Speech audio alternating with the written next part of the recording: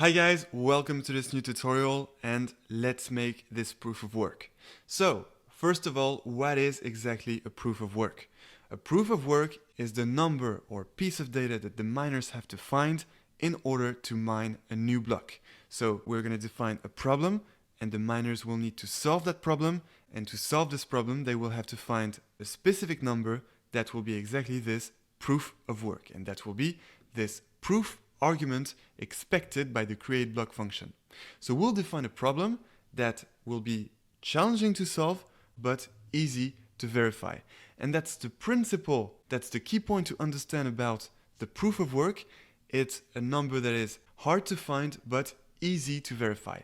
Why does it have to be hard to find? That's because if it was easy to find, well, miners could easily mine tons of blocks. And for example, if your blockchain holds a cryptocurrency, well, the miners could easily get tons and tons of cryptocurrencies. And therefore, since it is easy to get, it has less value. So we have to make it hard to get for it not to lose its value. And why does it have to be easy to verify? That's because when a miner solves the problem and finds a potential proof of work, well, the other miners need to verify that indeed the first miner solved the problem. And so that's exactly what we'll implement in this proof of work function. This is a function that is not only going to define the problem to solve, but also that will solve this problem. And that's why at the end of the function, we will return the proof of work, which is this proof expected by the createBlock function. So let's do this. Let's define this function. So we start with def. We give a name to this function, which I choose to be proof of work. And this function is going to take two arguments. The first one is self, of course, because we will apply this proof of work method from the instance object that will be created from the class. But then there is another argument, which is the previous proof, because in order to make that problem that the miners will have to solve, we'll take into account the previous proof. So in other words, the previous proof is an element of the problem that the miners will need to consider to find the new proof. No worries, it's going to get much more clear once we define the problem. So let's input the previous proof here, previous proof, and there we go, let's define this function. Alright, so what do we need to start with? Well, we're going to start by introducing the new proof variable that we initialize to 1. Why do we initialize it to 1? That's because to solve the problem, we're going to increment this new proof variable by 1 at each iteration of a while loop until we get the right proof. So basically, we're solving the problem with the trial and error approach. Okay? So new proof starting at 1. Then, just before we start this while loop to increment this new proof and check if it is the right proof, well, we need to introduce a new variable that will check, indeed, if this new proof is the right proof. And so this new variable, we're going to call it check proof, which will initialize to false, of course, because so far this new proof is not the solution to the problem. All right, so check proof equals false, and then once we find the proof that is the solution of the problem, we'll set this check proof variable to true, and that's when the while loop will stop. Okay? And speaking of the while loop, that's exactly what we're going to start now, starting this while loop. So to make a while loop in Python, we need to start with while, and then, so according to you, what is the condition of this while loop? Well, as we just said, we want to iterate in this loop by incrementing new proof by 1 at each iteration until we find the proof, and therefore until check proof becomes true. That is, while check proof is false. And therefore the condition here will be while check proof is false.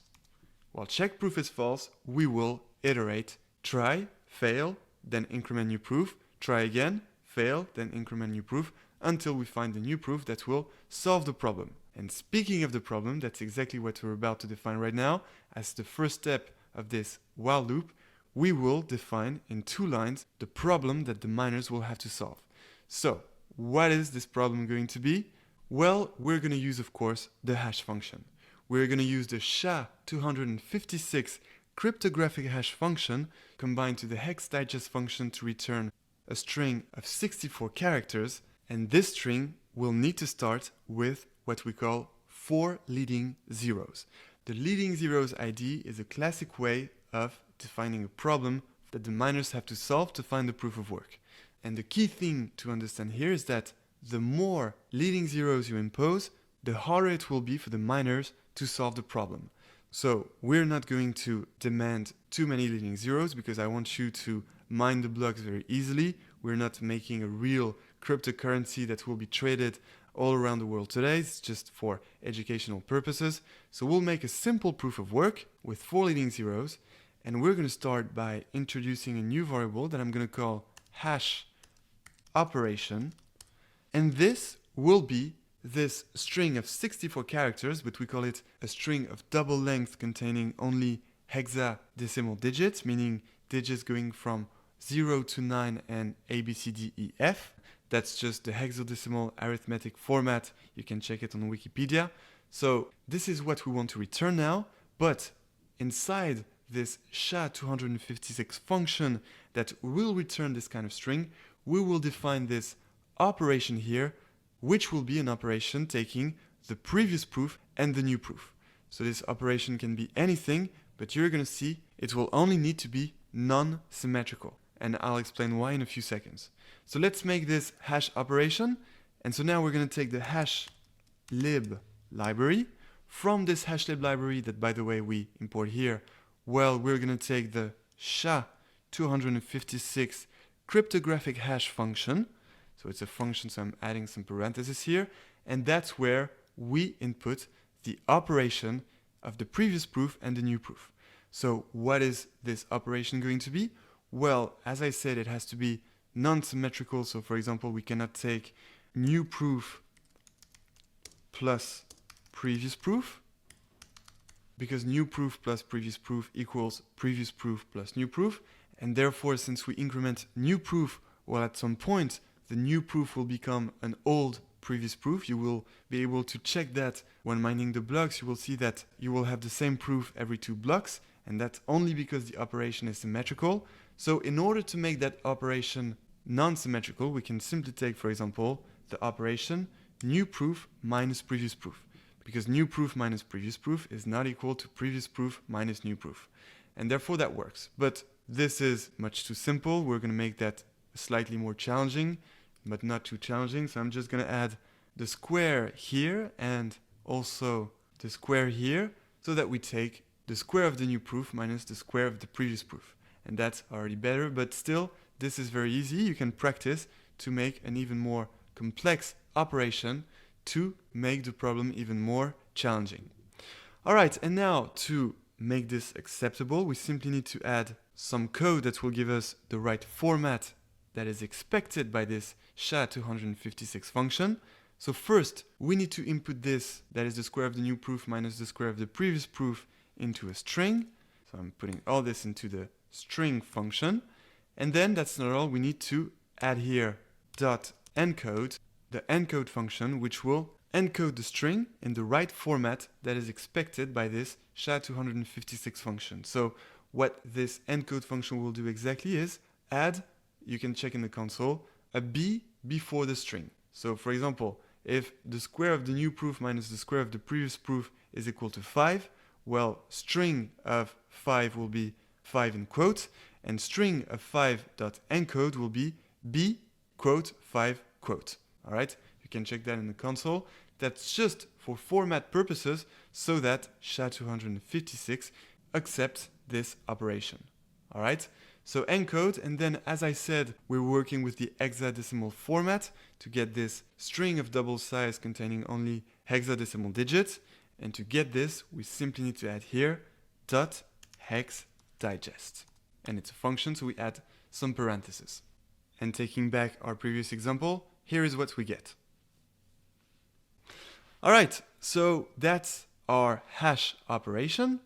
And so now what we're going to do is define the second part of the problem, meaning we're going to check if the first 4 characters of this hash operation are 4 zeros. That's the 4 leading zeros I've been talking about. And if these first 4 characters are 4 zeros, well, we win, well, the miner wins, and check proof will be set to true, and the new proof will be returned. That is, this new proof giving us the result of a cryptographic hash starting with 4 zeros will be the proof accepted to mine a new block.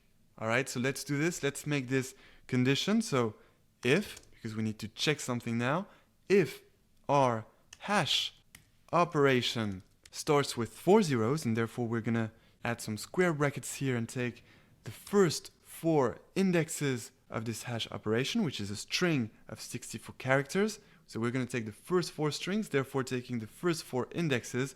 And to take the first 4 indexes, we need to take the range from 0, because indexes in Python start at 0, up to 4. Be careful, because the upper bound of a range in Python is excluded, and therefore here we take the indexes 0, 1, 2, and 3. And that's exactly what we want.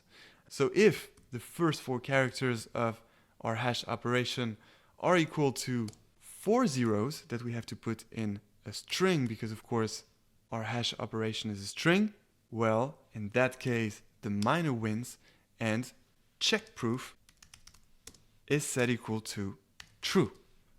And that's it.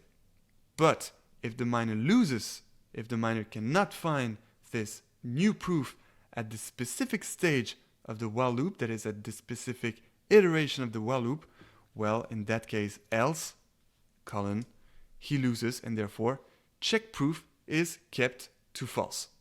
Check proof is kept to false, but we give another chance to the miner. He will increment, well, his algorithm will increment the new proof by 1 to test if this new value of the new proof incremented by 1 will give this whole operation here encoded and hashed into the X-digest format a string that starts with 4 leading zeros. All right, so that's why what we have to do now is increment new proof by 1 to try with the next value. Okay? And finally, now that we did both cases, well, as soon as we find the hash operation starting with 4 leading zeros, that is as soon as check proof equals true, well, as per the condition in the while loop, we stop the while loop and we return the new proof. We return the new proof that will be exactly the proof expected by this createBlock function, which I remind will be used right after a block is mined. All right, so we end this function by returning the new proof, and congratulations, you have made the proof of work function.